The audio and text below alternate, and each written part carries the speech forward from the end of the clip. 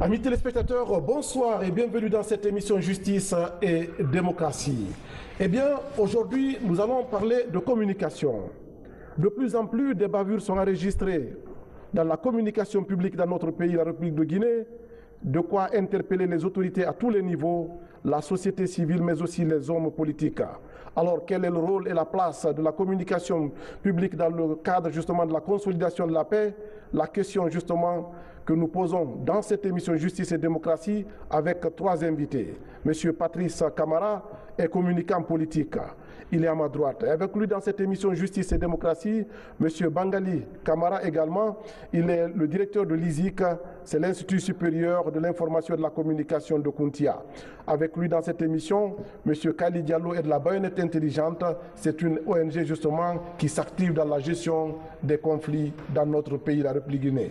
Trois invités donc, une émission, amis téléspectateurs, où vous êtes les bienvenus. Alors très chers invités, on parle justement aujourd'hui de la problématique de la communication institutionnelle dans le cadre de la consolidation de la paix. Est-ce qu'il y a un problème de communication fondamentalement dans notre pays? Je vais commencer par le directeur de l'ISIC. Il y a des bavures au niveau de la communication politique parce qu'il y a un manque de cohérence dans ce qui est donné comme information, comme communication en direction de la population qui constitue ici la cible et qui est concernée naturellement par les problèmes qui se posent. Alors, ces bavures sont enregistrées par le fait que le plus souvent les acteurs qui sont mis au devant de la scène pour communiquer ne prennent pas la mesure des informations qu'ils veulent véhiculer en direction, qu'ils doivent véhiculer en direction de la cible. Et deuxièmement, ils viennent souvent, ils n'ont pas des objectifs précis, parce qu'une communication, c'est un processus de mise en relation, sur la base d'un objectif clair, une démarche structurée, un objectif défini, et qui doit faciliter non seulement la compréhension des problèmes qui se posent, c'est-à-dire en fournissant des explications sur les problèmes. Par exemple, quand une crise se pose, la première démarche à faire, on appelle ça, c'est une démarche informationnelle. Il faut d'abord faire le point de la situation, informer la population sur la nature de la crise, sur l'évolution que la crise est en train de prendre. Le quoi, et puis, le comment, et justement, lorsque vous vous posez cette question, il y a une deuxième phase qui arrive, c'est la phase de voir quelles sont les lois qui encadrent, n'est-ce pas, ce problème qui se pose, cette crise qui se pose. C'est au vu de ces lois, après, on se met maintenant dans un processus de prise de parole publique. Et le processus de prise de parole publique suppose que vous disposez d'abord des informations. Vous avez, si vous voulez, tous les éléments vous permettant de pouvoir donner une information cohérente, une information structurée par rapport à la crise. Et c'est en ce moment précis qu'on doit commencer à parler. Mais très malheureusement chez nous, lorsqu'il y a une crise, on se met dans une situation de ce que j'appellerais le shopping de l'information. C'est-à-dire le shopping de l'information, c'est que chacun va à la boutique pour chercher l'information qui est à sa portée et il essaye de le distiller à travers les médias. En ce moment, les médias, parce que vous savez, quand il y a crise, les médias, c'est naturel chez les journalistes d'aller vers la crise et de chercher les informations et parfois des informations de première main. Parfois, ça devient la rumeur. Et ça devient la rumeur. Et là, avant qu'on ne se rende compte, la crise a pris de l'ampleur. Et c'est ce qui fait souvent que nous passons à côté de la plaque. Deuxième dimension de la chose, c'est que lorsqu'il y a une crise, il faut tout de suite essayer de communiquer sur la crise. Parce qu'une communication au début de la crise crédibilise tout ce qui va s'en suivre. Parce que les facteurs de crédibilité, c'est quoi? Il y a d'abord le soin et l'empathie. Il y a naturellement ce que j'appellerais par exemple la dimension sociétale de la crise qu'il faut prendre en considération. Parce que quand il y a crise, quand il y a un problème, la première des choses d'abord, c'est d'essayer de comprendre la crise, d'essayer d'aller vers celui-là qui est, si vous voulez, au centre de la crise, comprendre ses préoccupations. d'aller à la source, justement. Voilà, à la source. Et essayer de partager sa préoccupation avant de, si vous voulez... Effectivement, c'est une maladie fondamentalement qui guette un peu les communicants. Aujourd'hui, même des journalistes, vous les voyez fondamentalement communiquer sans avoir, n'est-ce pas, cerné tous les contours des faits pour lesquels ils veulent communiquer. Ce qui signifie que vous ne pouvez pas fondamentalement communiquer lorsque vous n'avez pas analyser un événement que vous ne maîtrisez pas, commenter un événement dont vous ne connaissez pas les contours, fondamentalement, ça devient, n'est-ce pas, le règne de la rumeur et ça crée beaucoup de problèmes dans notre société. Alors, Monsieur Patrice, vous êtes effectivement communicant politique également. Est-ce qu'il y a une problématique de la communication publique dans notre pays? Bien, je vous remercie et je voudrais saluer les camarades qui sont avec nous sur le plateau. Oui, manifestement, comme a dit le directeur, dans l'encadrement de cet exercice, je crois qu'en Guinée, notre pays, c'est un vaste problème qui repose sur la méconnaissance des textes, donc de la loi, et également sur la manipulation de la loi. Ce qui fait qu'on se retrouve à chaque carrefour une information traitée à divers goûts. Donc je crois qu'il faille formellement... Vous dites manipulation de la loi, ignorance. Oui, il y a l'ignorance. Vous pensez qu'il n'y a pas de la manipulation aussi dans la communication? Non, c'est de ça que je parle. Hein. Allez-y. La population, dans sa large majorité, méconnaît les lois. Hein, c'est une évidence. Et je crois que politiquement, en tout cas pour ce secteur-là dans lequel nous agissons, il y a beaucoup de manipulations sur l'ignorance des populations, sur les techniques de communication tendant à soulever les populations, je parle d'une manière générale, sur ce commerce tendant à créer une confusion au sein des populations. Ce qui fait qu'on est arrivé à un moment donné, et je crois que là la classe politique d'une manière générale commence à entrevoir le grave danger, c'est l'ethnicisation dans le concept politique tendant justement à formater cette manipulation pour des fins de conquête du pouvoir. Mais ceci nous amène à des conséquences que nous vivons. D'accord, on verra les conséquences. Oui, Monsieur Kali Diallo, justement, vous êtes aussi de la baïonnette intelligente. Vous travaillez justement dans le cadre de la prévention des conflits. Est-ce que fondamentalement, il y a une problématique de la communication publique? Oui, je dirais oui. Et fondamentalement, il y a une grave problématique de la communication sur le public. Cela repose sur l'instrumentalisation, l'ethnostratégie que nous observons sur le terrain, qui amène, disons, des populations, comme disait M. Camara, qui ont parfois n'ont pas tous les contours ou alors disons la connaissance de textes de loi et disons aussi des acteurs politiques qui ne s'investissent pas davantage dans le cadre de formation des politiques conformément à l'article 3 de notre Constitution et dont les répercussions sont très graves sur le terrain. Parfois il y a ce que nous remarquons souvent qui n'est pas pris en compte, c'est la violence verbale. En République de Guinée, il y a des acteurs politiques qui n'hésitent pas à utiliser, disons, la violence verbale comme un langage ordinaire et langage de la lutte. Malheureusement, compte tenu de cette impunité caractérisée que beaucoup d'acteurs politiques sont en train de dénoncer, il n'y a pas de sanction là-dessus. Or, la violence verbale appelle à une frustration et l'accumulation de frustration crée l'esprit de haine, l'esprit de vengeance et malheureusement aujourd'hui nous vivons les conséquences sur le terrain. Bien. Alors donc, Monsieur Camara, vous êtes justement chargé de communication puisque vous êtes le directeur de l'Institut à cet effet. Est-ce que vous avez fait un travail de sondage pour voir un peu de quel côté, n'est-ce pas, le bas blesse dans la communication publique en Guinée? Est-ce dans le domaine politique, dans le domaine médiatique ou alors dans le domaine administratif? Je ne sais pas quelle est votre perception. Bon, en fait, de mon point de vue, c'est d'abord dans le domaine politique. Parce que regardez, lorsque les crises se posent en Guinée, et justement la stratégie qui repose sur ce que nous appelons la théorie balistique de la communication, consiste à faire une instrumentalisation. C'est-à-dire l'instrumentalisation se fait comment? C'est qu'on identifie des acteurs Ça peut être des acteurs politiques, ça peut être les leaders d'opinion. On essaie de les mettre dans le jeu par une scénarisation pour influencer l'opinion publique. Mais cette stratégie est caduque aujourd'hui. On ne parle plus de la communication des crises en termes de communication balistique ou bien le système canonique de la communication. Aujourd'hui, on parle de la communication, c'est-à-dire si vous voulez, des relations publiques de crise. Les relations publiques de crise, parce que lorsqu'une crise se pose, c'est qu'il ne faut pas voir seulement les acteurs en face. Ces acteurs-là qui sont en train de se disputer autour d'un problème. Ce n'est pas ça. Il se pourrait que la crise ait une origine purement personnelle, que ce soit vraiment un rapport personnel qui soit les vrais problèmes de la crise. Donc il faut explorer de manière systémique, parce que les relations publiques de crise reposent sur une approche systémique de la crise. Ça veut dire qu'il faut explorer toutes les pistes, n'est-ce pas, qui peuvent apporter, n'est-ce pas, des pistes de solutions pour désamorcer la crise.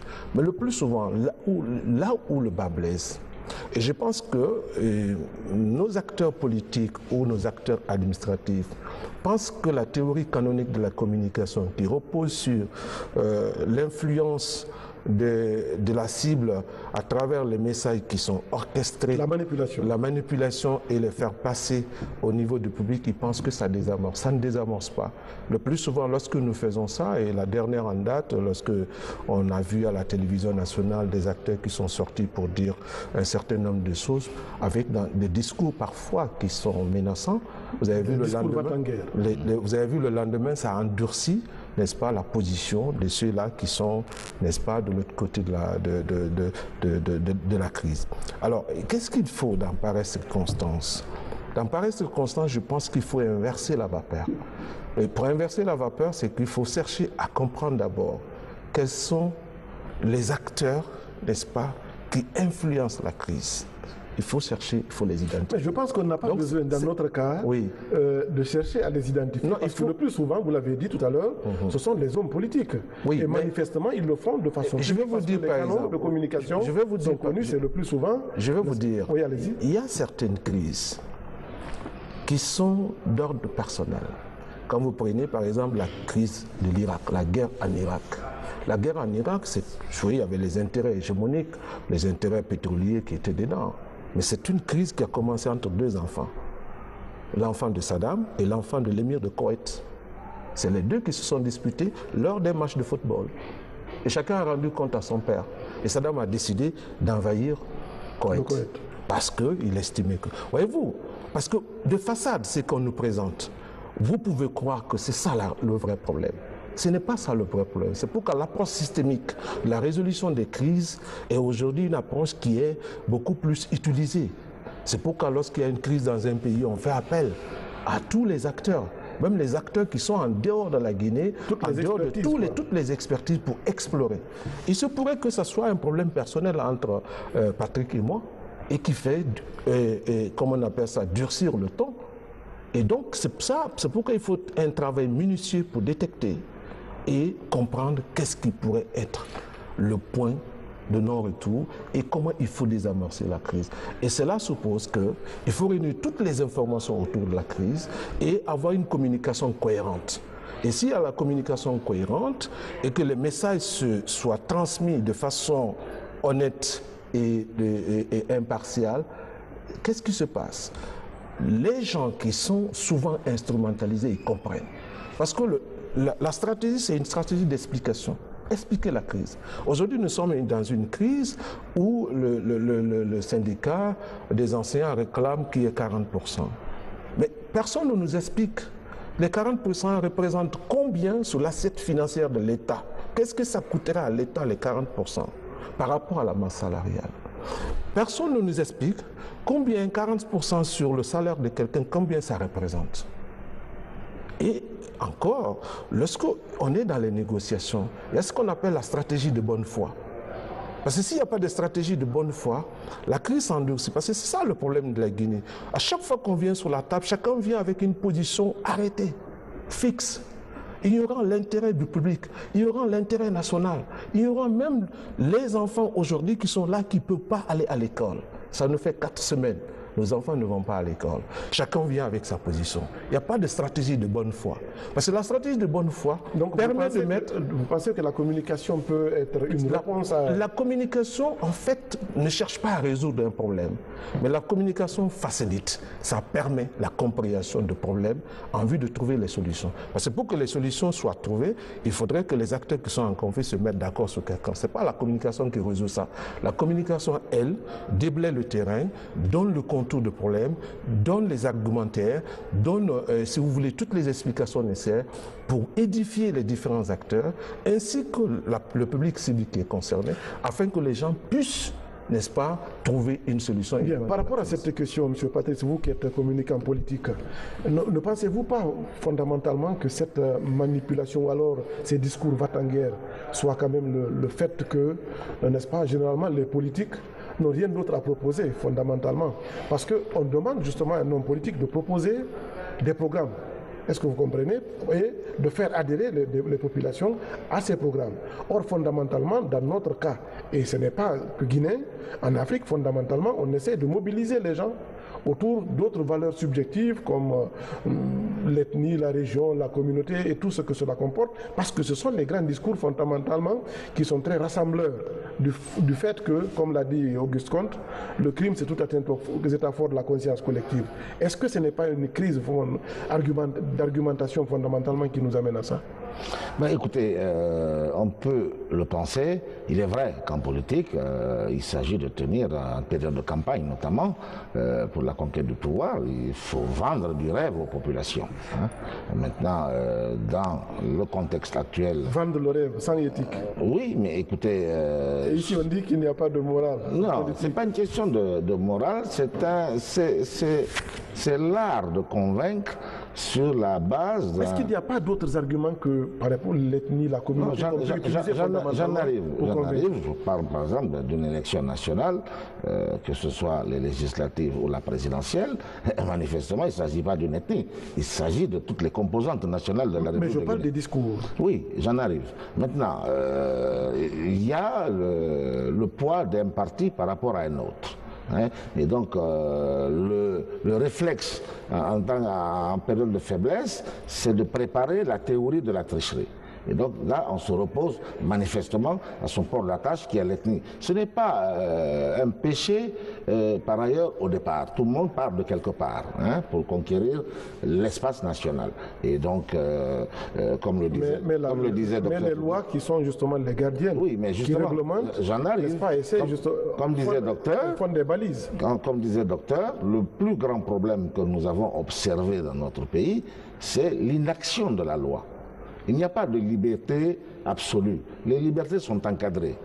Et donc, l'encadrement repose sur ceux qui ont le pouvoir de la loi. Pour rattraper le passage d'une... La non-application des lois. Tout à fait, une ligne rouge. Donc, ce qui fait qu'aujourd'hui, nous ne sommes plus dans un espace de liberté, c'est un espace de libertinage, où chacun, individuellement ou collectivement, il se réveille le matin, il a rêvé de bloquer une rue, une avenue ou un boulevard, ben, il le fait, l'État reste absent. C'est ça le gros problème que nous avons en République de Guinée. L'État, constitutionnellement, est le responsable du maintien d'ordre public. Pour ça... Détient la puissance publique. Mais pour ça, il ne s'agit pas d'avoir une puissance aveugle. Cette puissance est également entourée par la législation. Donc il faut manifestement que les Guinéens réapprennent à respecter la loi. Lorsqu'on respecte la loi, finalement, on aboutit à un comportement où on respectera l'autre. Moi, dernièrement, je vous donne un exemple. Lors des dernières élections communales, certains ont été étonnés de voir sur ma page les félicitations que j'ai adressées à mon adversaire. Hein? Je ne vais pas citer le nom du parti, mais c'est celui qui a gagné à Ratoma, donc on comprendra. Donc, je pense que c'est ce fair play qui doit également conduire la communication politique. Il faut créer les conditions d'une confiance. Certes, on n'ira pas jusqu'à demander la confiance absolue, mais il faut créer les conditions d'une bonne écoute, d'un bon comportement, du respect de l'autre. puisque de toutes les façons, la Guinée est la propriété de chacun de nous tous. Bien. Est-ce qu'au niveau de la baïonnette intelligente, vous avez été confronté justement à cette approche, à cette éthique justement de la communication politique dans les recherches, dans les travaux de prévention que vous faites? Oui, disons qu'au sortir même du lancement de notre projet, la baïonnette intelligente en 2013, nous avons lancé des défis même du travail de la paix en République de Guinée. Et l'un des défis importants, majeurs même, que nous avions cité, c'est comment amener les citoyens guinéens à distinguer le parti de l'ethnie. Pourquoi ? On a choisi le régime démocratique. Il y a des principes démocratiques à respecter. Bien entendu, puisque nous avons choisi le régime démocratique, cela suppose qu'il y a des élections. Et quand on parle des élections, il y a des candidats qui vont présenter des projets de société et les citoyens doivent voter en fonction des projets de société. Mais ce n'est pas ce qui s'est passé.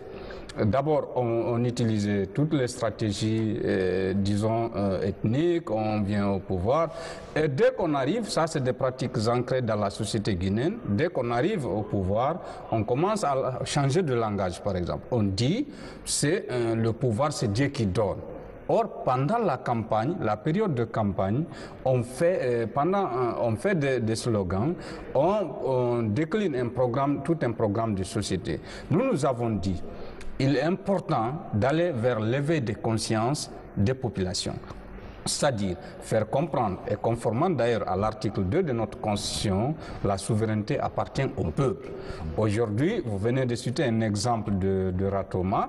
Si vous vous présentez un candidat et vous nous promettez, par exemple, 10 infrastructures pendant votre mandat, il faudrait qu'on ait des populations de Ratoma qui sont capables, à la fin de votre mandat, est-ce que parmi les 10 infrastructures que vous aviez promises pendant la campagne, est-ce qu'au moins vous avez eu à réaliser 5 ou 7? Sinon, que la population que nous savons, nous détenons ce pouvoir-là de dire non, vous avez promis une chose que vous n'avez pas réalisée, si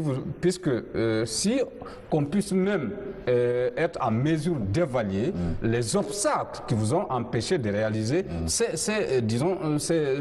promesses. Si oui, elles sont fondées. La question de la redevabilité. De la redevabilité. Vous voyez, donc cela est très important. Maintenant, il y a quand même, de nos jours, puisque vous avez parlé du projet Démocratie sans violence, nous sommes confrontés aussi à un autre défi sociétal. C'est que je disais tantôt, pendant toutes ces campagnes, parfois, il y a, disons, une tendance de dire on se soumet à la loi. C'est-à-dire, il y a, par exemple, c'est la crise actuelle. Parce que quand moi je proteste une élection, je dis que j'ai les éléments de preuve qu'un tel bureau de vote, il y a eu de violations de règles qui régissent le fonctionnement d'un bureau de vote.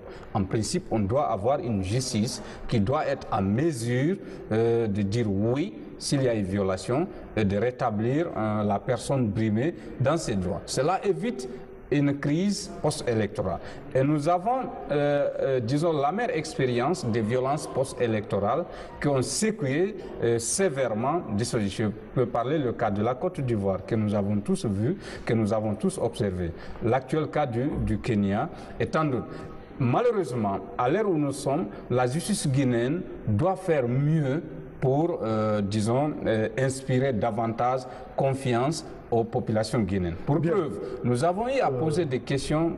Vous savez, le phénomène de vindicte populaire que nous avons suivi et nous avons même fait le tour de la Guinée pour essayer de faire comprendre aux populations guinéennes quand un citoyen, nul n'a le droit de se rendre justice. Et même le présumé coupable, les prévenus, même quand un citoyen est même inculpé, il bénéficie le principe de présomption d'innocence qui est sacré en matière de droit. Malheureusement, au terme d'un procès, et seul le juge, voilà. Malheureusement, aujourd'hui, quand vous posez les populations avec une telle cruauté entre des populations qui vivaient quotidiennement ensemble, elles vous répondent automatiquement qu'elles ne croient pas à la justice guinéenne. Vous avez vu, Donc ça, c'est un défi Donc, majeur. on reviendra sur justement les solutions fondamentalement Oui. parce que la problématique est posée. Oui. Alors, Monsieur Bangali, vous avez parlé justement avec Monsieur Camara, n'est-ce pas, du triomphe de la loi. Mais avant la loi, je pense qu'il y a quand même une approche pédagogique puisque nous sommes sur le terrain politique, vous l'avez dit, dans la communication politique. Est-ce qu'il y a un problème d'exemplarité dans notre cas? Parce que le plus souvent, dans la communication, il y a le message, il y a les acteurs, ceux qui véhiculent. Dans notre cas, peut-être on peut prendre, ce sont les journalistes, n'est-ce pas, ce sont les autorités déconcentrées, les gouverneurs, les préfets, ce sont les autorités décentralisées, ce sont les maires et tout ce que cela comporte. Donc il y a une communication à tous ces niveaux, fondamentalement. Alors est-ce qu'il y a un problème d'exemplarité avant qu'on aille vers la loi? Parce que j'ai une perception, nous sommes en démocratie, la démocratie, n'est-ce pas, suppose une certaine liberté, n'est-ce pas, une certaine liberté de ton. Est-ce que vous comprenez qu'il ne faut pas aussi enfreindre au nom, pour ne pas aller sur le terrain justement de la deuxième baïonnette, fondamentalement le musulman. Alors comment est-ce qu'il faut gérer cette adéquation entre la liberté, n'est-ce pas, qui doit caractériser toute démocratie, liberté d'opinion, liberté de ton, liberté d'expression, mais aussi communication responsable? Bon, moi je pense que, il a dit, Patrick, c'est vrai, la liberté d'expression et d'opinion, c'est l'une des libertés fondamentales qui sont reconnues pour tout être humain sur cette terre. Les Nations Unies se sont employées à préserver cela et à le défendre vaille que vaille. Mais une liberté d'expression doit aussi se faire dans le cadre des lois et des règlements. Et lorsque dans un pays, la liberté de ton n'est pas mesurée, parce qu'il y a une dimension responsable de la liberté d'expression qu'il ne faut pas occulter, ceci est valable aussi bien pour les citoyens que pour les médias qui sont souvent les vecteurs de communication et de l'information en direction de la population. Alors, cette dimension sociale, la responsabilité sociale qui nous incombe, cette responsabilité sociale doit être aussi mesurée et ça doit être respecté. Parce que ça ne sert à rien parce que vous avez une position de leader et que vous pouvez tenir des propos qui sont de nature à remettre en cause cette liberté d'expression qui nous est accordée ou cette démocratie même qui nous est accordée.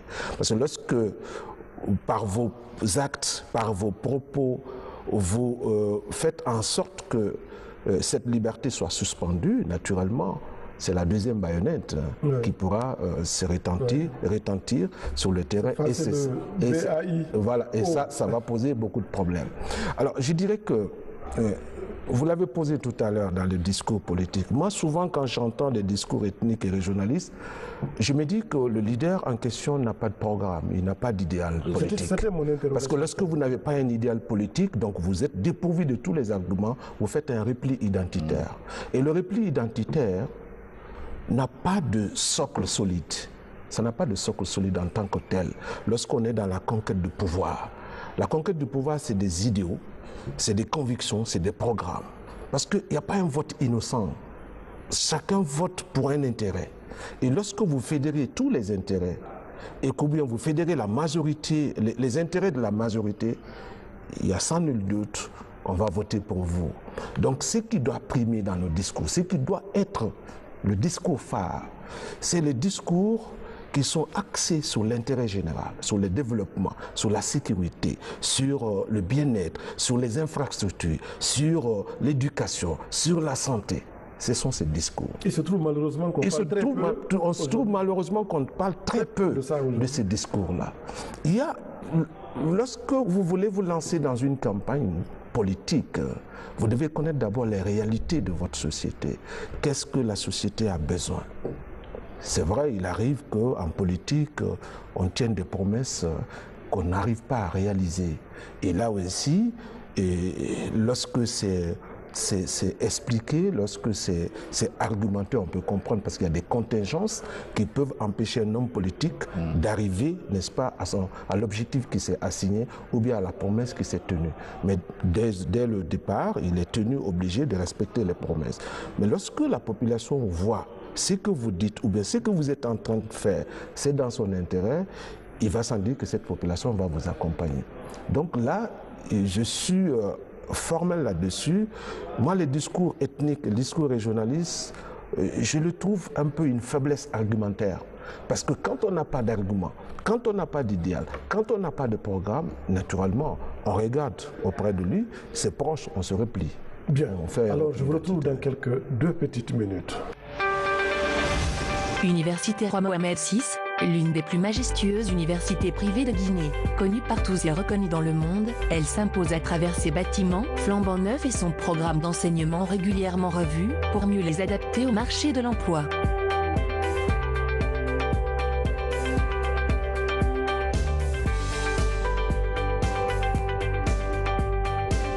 Pour cette année 2017, l'Université Roi Mohamed VI met à votre disposition ses formations en programme juridique, sciences économiques, école des BTS, école polytechnique d'ingénieurs. L'Université Roi Mohamed VI dispose aussi d'un campus à Kemsar qui offre des formations en droit minier, administration minière, économie minière, environnement et sécurité industrielle, exploitation minière et géologie appliquée. Elle offre aussi à ses étudiants la possibilité de bénéficier d'une formation et d'un cycle d'études dans nos universités partenaires, l'Université Hassan Ier de CA, École nationale des mines de Rabat, Institut des mines de Marrakech et l'Université de Makeni en Sierra Leone. Pour profiter de ce programme exceptionnel, venez vite vous inscrire à l'Université Roi Mohamed VI, Sizaïb Bayatanouri, commune de Ratoma. Université Roi Mohamed VI, la formation des élites pour le culte de l'excellence.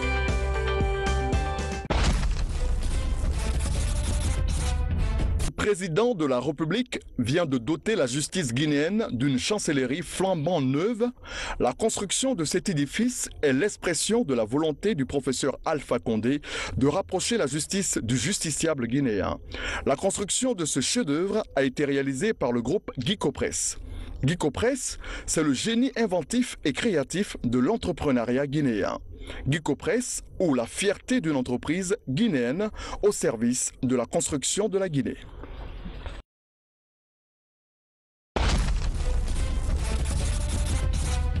Bien, donc nous avons parlé des communicants politiques ou administratifs, mais il y a aussi les populations cibles, parce que fondamentalement, aujourd'hui, on a comme l'impression que les populations aussi qui sont les cibles, n'est-ce pas, des communicants, fondamentalement, ont envie d'entendre un certain nombre de discours. Parce que quand vous suivez les discours, il y a des pans du discours. Dès que ces pans interviennent, vous voyez les populations, n'est-ce pas, applaudir, n'est-ce pas, enthousiasmé fondamentalement. Je pense que cela influence à mon avis le plus souvent nos hommes publics. C'est-à-dire au lieu de communiquer pour l'intérêt public, ils communiquent pour l'intérêt du public justement qu'il en face et ce qui le plus souvent les conduisent vers la dérive communicationnelle. Vous savez, le jeu stratégique en politique, surtout en Guinée, parfois on a tendance à dire tout ce que l'autre a fait ou tout ce que l'autre fait est mauvais.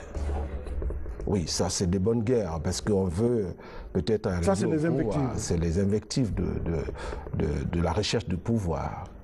Mais est-ce que le message que vous portez, le message essentiel, est-ce que vous le portez en direction de la population? Le fait d'haranguer la foule, ça fait partie des techniques. Mais est-ce que vous savez qu'il y en a aujourd'hui qui ont bâti leur notoriété à travers justement ça? Je suis d'accord, mais si ce n'est pas reposé sur un fondement solide, ça s'effrite à la fin. Et parce qu'après, les gens s'en sortent. Hein, à la fin, on se retrouve... Cette démagogie très poussée. Oui, mais justement, la population se rend compte. Vous savez, Sékou Touré nous a enseigné qu'on peut tromper un homme tous les jours, mais on ne peut pas tromper un peuple tous les jours. Une partie du peuple, une partie du temps, voilà, une partie du temps, une partie on ne peut pas le faire. Jamais tout le temps. Voilà, ça veut dire que je pense que c'est vrai, dans la communication politique, il y a beaucoup d'autres choses qui rentrent dedans, parce qu'il faut porter des discours qui sont reçus et qui peuvent vraiment influencer, donc qui peuvent plaire à la population. Mais lorsque on est dans l'exécution du pouvoir, c'est autre discours. Dans l'exercice du pouvoir, c'est l'autre discours. Et le discours plus réaliste, plus objectif, parce que là, vous êtes confronté aux faits. Vous avez vu, rester dans l'enthousiasme de la campagne, ça c'est une chose. Mais rester dans l'exercice du pouvoir, ça n'est une autre. Bien. Donc moi je pense que... Il y a une nouvelle donne quand même qui s'annonce aujourd'hui. Est-ce que, je ne sais pas quel commentaire faites-vous, n'est-ce pas, de cette entreprise du ministère de l'Unité nationale, n'est-ce pas, qui entend désormais poursuivre, n'est-ce pas, toute communication, toute bavure communicationnelle qui soit de nature à porter préjudice à la quiétude sociale. Bon, en fait, moi je pense que le ministre Gassama... Bon, là, je vais me tourner vers Ok, allez-y, d'abord. après je vais Voilà, enchaîner. vous allez venir à la réponse. Vous savez, ça m'amuse beaucoup. C'est le mélange des genres. Moi, je crois que lorsqu'on est membre d'un gouvernement, on est astreint à la solidarité gouvernementale. Hein, non, est-ce que... laissez-moi terminer. Non, justement... Non, laissez-moi terminer. Non, le gouvernement a mis en place un ministère est-ce la mission du ministère de l'Unité de poursuivre? Mais je pense que, quand vous parlez d'un État, ce sont toutes les articulations. Aujourd'hui, vous avez tout à l'heure qu'on applique peu la loi. Moi, je pense. Aujourd'hui, et maintenant que quelqu'un se dise, écoutez, on va essayer de baliser son rôle. Je crois qu'il faut éviter la confusion. Je pense que tout le citoyen a le droit, n'est-ce pas? Moi, je pense, oui. Vous me posez une question d'une action portée par un ministre.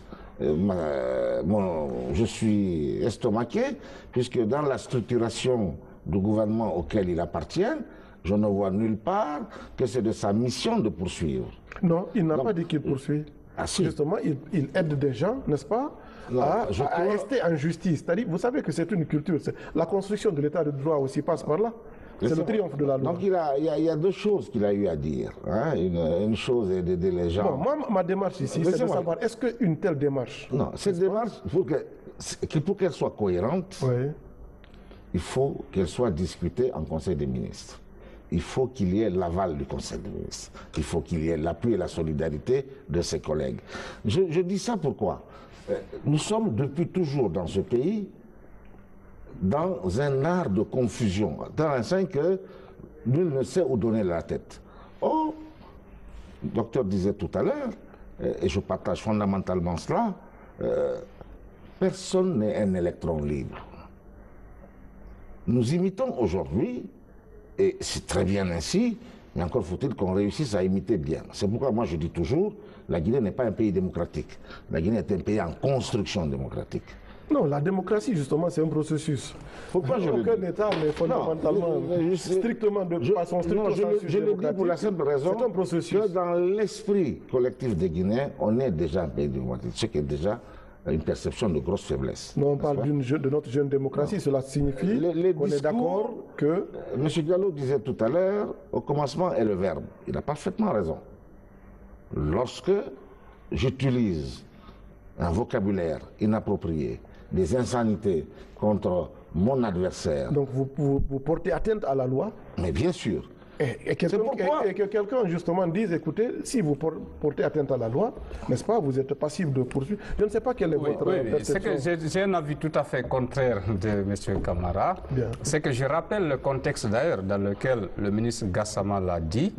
Il a dit, parce qu'il y a quand même disons, de violations graves des droits de l'homme. Je rappelle que la Guinée est l'un des rares pays au monde qui ratifie toutes les conventions relatives aux droits de l'homme. C'est-à-dire, je vais citer quelques-unes. Prenez l'acte constitutif d'abord. Bon, là, vous partez trop loin. Restons sur le terrain communicationnel. C'est-à-dire dans l'esprit de ça. Dans l'esprit de ça. Ouais. D'abord, il y a de graves violations des droits de l'homme qui sont restées impunies. Je rappelle que j'ai suivi le président du groupe parlementaire de...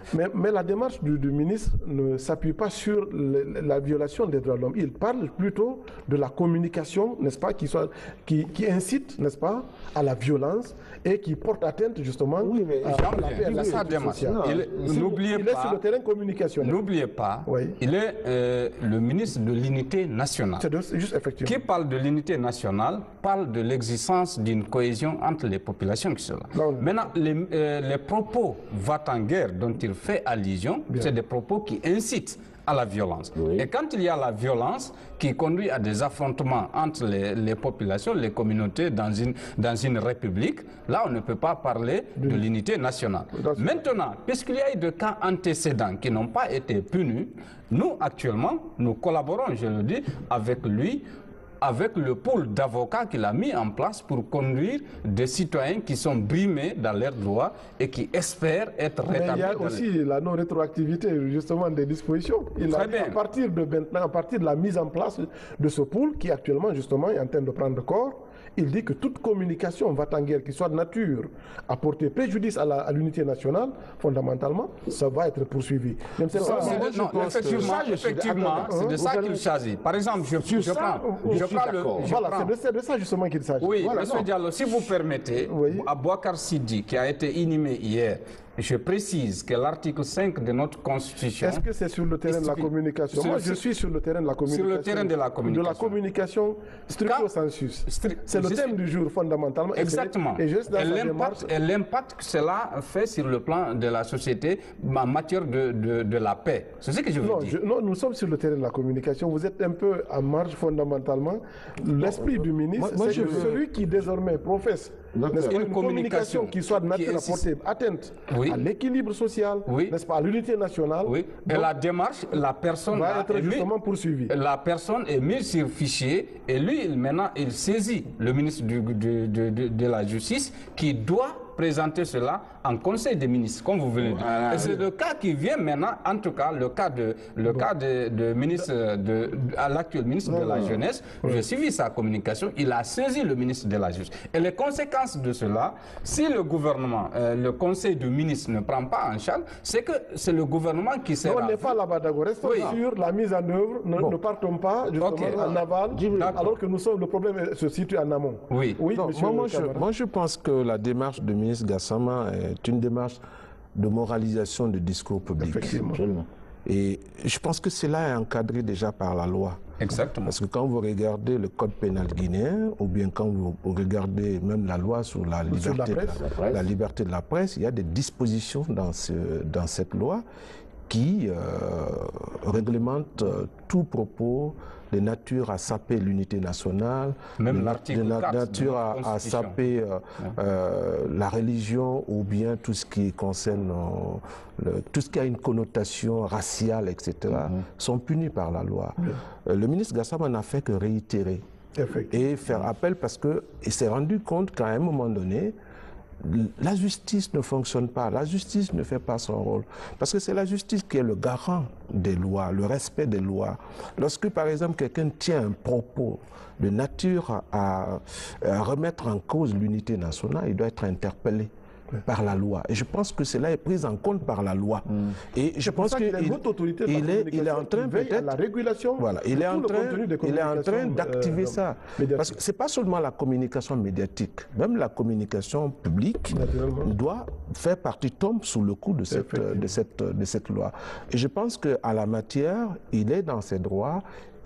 Parce que ça relève de ses démarche mérite justement d'être accompagnée.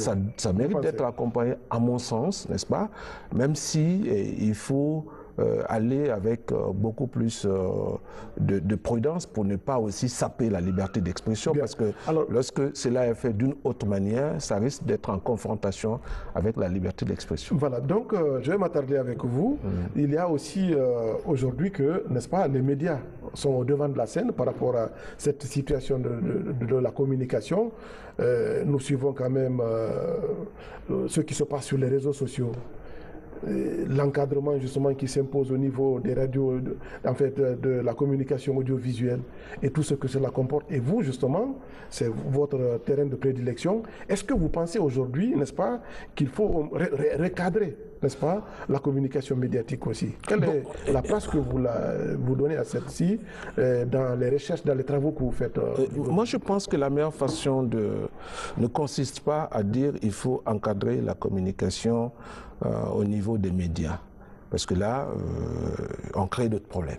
On crée d'autres problèmes parce que les journalistes sont dans l'exercice, n'est-ce pas, de rechercher l'information, de la traiter et de la diffuser. Peut-être l'encadrement viendrait lorsque, dans une situation de crise, lorsque la cellule de crise ou bien la coordination de crise mette les bonnes informations à la disposition de la presse. Parce que si la communication est cohérente, les messages qui sont diffusés sont cohérents à ce niveau, vous empêchez justement la presse d'aller au shopping de l'information, ou bien information shopping. Bon, là, je vais aller, vous me laissez aller, je vais approfondir ma pensée. Et vous savez, de façon, si vous voulez, de façon épidermique, les médias n'aiment pas souvent qu'on s'immixe dans leur façon de travailler, de façon épidermique. On est dans la République. Voilà, même si on est dans une République, voilà, ils sont en train de jouer leur rôle, parce qu'ils tiennent leur mandature à la population. Ce n'est pas au pouvoir, c'est à la population, parce que le journaliste informe les citoyens. Alors, dans ce rôle-là, il voudrait garder toute sa souveraineté. Mais qu'est-ce qu'il faut peut-être faire? Parce que généralement, nos crises... Bon, je vais m'attarder avec vous sur cette question. Oui. Il y a une loi sur la presse, justement, qui balise, n'est-ce pas, qui encadre le comportement, n'est-ce pas, de la communication médiatique. Lorsque vous dites les journalistes que nous sommes veulent, c'est-à-dire vous quittez un peu le cadre justement normatif. Est-ce que vous pensez... Je ne quitte pas le cadre normatif parce que je vous ai dit l'exercice du métier de journaliste se fait dans le... Parce que quand vous prenez l'article 9... Quand vous prenez l'article 9... La communication justement médiatique aujourd'hui, dans le cadre de la consolidation de la paix, est-ce que vous pensez qu'il y a des choses qui méritent d'être améliorées? Mais bien sûr, il y a beaucoup de choses. Est-ce qu'il y a fondamentalement des dérives qui méritent justement d'être... Bien sûr, il y a beaucoup de dérives. Voilà, il y a beaucoup de dérives. Ces dérives viennent d'où? C'est ce que je voudrais vous dire. Ces dérives viennent tout simplement parce que nous ne communiquons pas suffisamment bien sur la crise. Et ce qui fait que les médias sont tenus à aller dans tous les sens pour apporter des informations.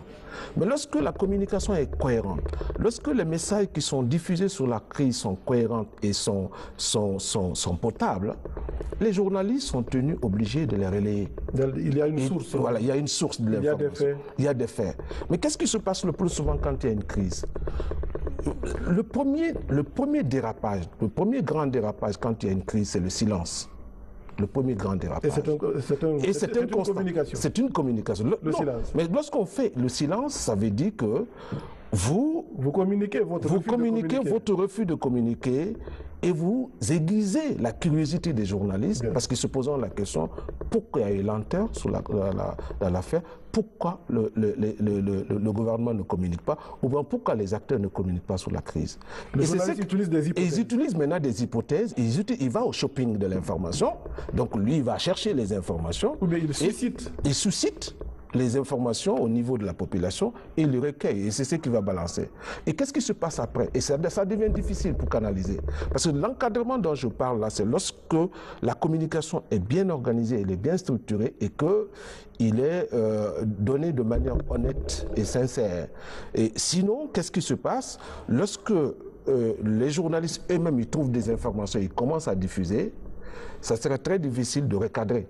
Parce que c'est là maintenant le gouvernement ou bien les acteurs qui sont impliqués dans la crise viennent pour communiquer. Mais vous savez, et là, quand vous venez pour communiquer... une nouvelle donne, parce qu'il y a l'émergence justement de nouveaux types de journalistes. Ce sont les journalistes sociaux au niveau des réseaux sociaux qui aujourd'hui s'imposent aussi comme la meilleure façon de les canaliser, parce que là, on ne peut pas, nous sommes sur la toile. Je viens de Ouaga, nous avons la problématique des médias sociaux dans un processus de démocratisation. Aujourd'hui, leur rôle est incontournable parce que c'est l'expression citoyenne. C'est l'expression citoyenne. Et il se trouve qu'on trouve beaucoup de communication qui attise. Oui, bien sûr, parce que c'est l'expression citoyenne. C'est l'expression citoyenne. Aujourd'hui, nous sommes dans une dynamique, n'est-ce pas, de communication. Pour essayer de, n'est-ce pas, de tempérer un peu les effets pervers. Mais justement, c'est parce que lorsqu'il y a crise de communication, dans l'autre sens, naturellement, nous donnons la possibilité de l'autre côté, n'est-ce pas, de titiller les informations, de s'exprimer. Là, nous sommes dans une dynamique de communication sociale, c'est l'expression citoyenne, les citoyens se posent des questions. Malheureusement, alors comment est-ce qu'il faut éviter justement les pièges de cette communication? La meilleure façon de l'éviter, c'est de communiquer. Parce que c'est une réalité qui est là aujourd'hui, nous la vivons fondamentalement. Ouais. J'ai comme l'impression que vous parlez de la communication médiatique telle qu'elle devrait être. Moi, je parle de la communication telle qu'elle est aujourd'hui. Qu'est-ce qu'il faut pour contrer ça? Pour contrer ça, pour essayer justement de gérer. Pour la meilleure façon de gérer ça, c'est de donner des informations sur la crise. Quand il y a une crise, c'est de souffrir, de donner des informations, des explications sur la crise. C'est de cette façon qu'on peut canaliser tout ce qu'on peut appeler le buzz, tout ce qu'on peut appeler des informations à l'emporte-pièce. En tout cas, dans beaucoup de pays, on a vu, même s'il y a une action terroriste, le parquet, n'est-ce pas, se met tout de suite, n'est-ce pas, à la tâche et minute par minute, vous suivez, n'est-ce pas, comment justement, les enquêtes il faut suivre l'évolution de la crise. Vous suivez l'évolution de toutes les investigations et vous avez la réponse aux questions que vous posez. Et mais justement, c'est ce qu'il faut faire. Bien. Je vais vous donner un exemple de Bénin. Vous savez, avec cette explosion des réseaux sociaux aujourd'hui, beaucoup de pays africains sont confrontés à cette situation. Parce que la parole est donnée à tout citoyen, un citoyen lambda qui se réveille le matin, il peut produire, fabriquer sa propre information et la diffuser. Et ça peut faire le buzz sur le site. Mais le Bénin, qu'est-ce qu'ils ont fait? Ils ont mis à contribution les médias traditionnels. Les médias traditionnels utilisent ces informations. Lorsque, par exemple, une information est donnée sur une page Facebook ou bien sur une plateforme, cette information, et ils vérifient. Ils prennent les informations, c'est encadré, ils vérifient et ils donnent le contre, n'est-ce pas, de l'information. Et finalement, qu'est-ce que ça produit comme effet? C'est-à-dire que la population commence progressivement à se détourner des informations qui sont véhiculées par les réseaux sociaux parce qu'ils se disent, voilà, il y a un discrédit qu'ils ont fait. Mais la discrédit, c'est pédagogique, c'est une démarche pédagogique. Vous avez dit ça, nous vérifions, nous vous donnons la vraie information. Et c'est ce qui peut arriver. Et lorsqu'il y a une crise, donnons l'information, donnons la situation, comment la situation se présente. Et lorsque la situation, je vous ai parlé tout à l'heure de la stratégie de bonne foi. La stratégie de bonne foi consiste tout simplement à mettre la mauvaise foi, à mettre en nu la mauvaise foi de l'autre. Ça veut dire lorsque vous faites une avancée dans une crise en termes de propositions concrètes, et lorsque l'adversaire se met en repli ou bien en rejet de cette là, vous le faites découvrir tout de suite. Vous le confondez. Vous le confondez voilà, et les situations, les citoyens vont savoir. Le temps, justement, fondamentalement, 30 secondes pour chacun de vous, par rapport à quelle solution fondamentalement s'impose fondamentalement pour essayer, n'est-ce pas, de faire en sorte que la communication institutionnelle soit un rempart pour la consolidation de la paix. Je vais commencer par M. Patrice, 30 secondes. Écoutez, je m'appuierai sur l'exemple du ministre Gassama, effectivement, dans le cadre de la communication qu'il a faite sur l'unité nationale pour recadrer. Je crois que c'est une interpellation directe, un électrochoc, dirais-je d'ailleurs, qu'il envoie dans le camp du gouvernant, puisque c'est lui qui, in fine, est l'alpha et l'oméga sur le maintien d'ordre public, puisque toutes les libertés étant encadrées par la loi. En Guinée, il y a un procureur de la République. Ce procureur de la République doit être l'artisan du suivi et du contrôle de ces communications pour préserver la quiétude des Guinéens. Bien. Monsieur Kandidian, 30 secondes. Oui, d'accord, 30 secondes. Je dis, il faut être prompt à donner des réponses rapides et quand il y a des événements, comme disait le docteur, il faut donner au fur et à mesure. Mais parfois, il y a aussi des gens qui créent même les crises. Vous aviez parlé des acteurs de la crise, mais il y a les acteurs tertiaires. Les businessmen. Il faut donner une réponse rapide, disons, au moment opportun pour éviter l'escalade de la violence. Voilà, alors, moi, la première solution, c'est ça. Il faut donner une réponse rapide. Quand il y a une crise, il faut informer au fur et à mesure. N'attendez pas. Parce que lorsqu'on communique de manière rapide en début de la crise, vous avez une forte chance de désamorcer la crise. Mais plus vous attendez pour parler de la crise, plus vous créez les conditions pour que la crise se durcisse et que les acteurs puissent avoir des positions tranchées. Deuxième chose, il faut éviter l'instrumentalisation. Parce que l'instrumentalisation, c'est une approche de communication qui, aujourd'hui, oui, dans certains cas, ça a un effet.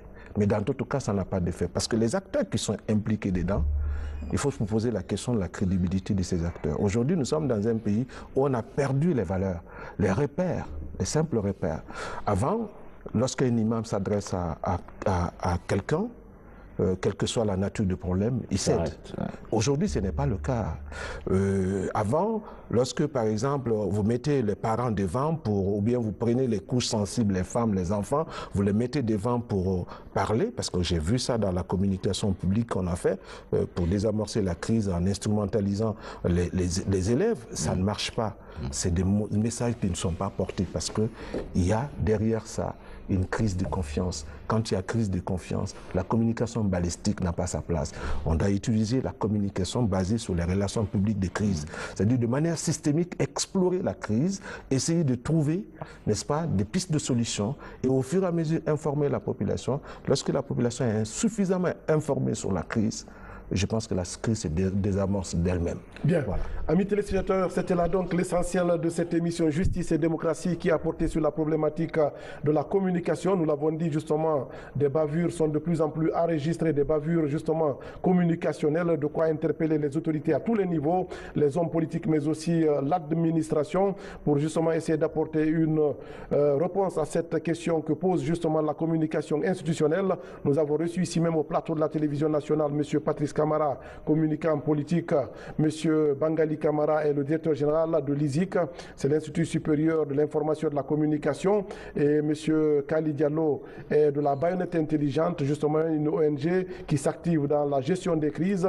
Trois invités de taille justement étaient avec nous dans cette émission Justice et démocratie. L'émission vous a été proposée par Abdoulaye Djibril Diallo et merci de l'avoir pratiquée.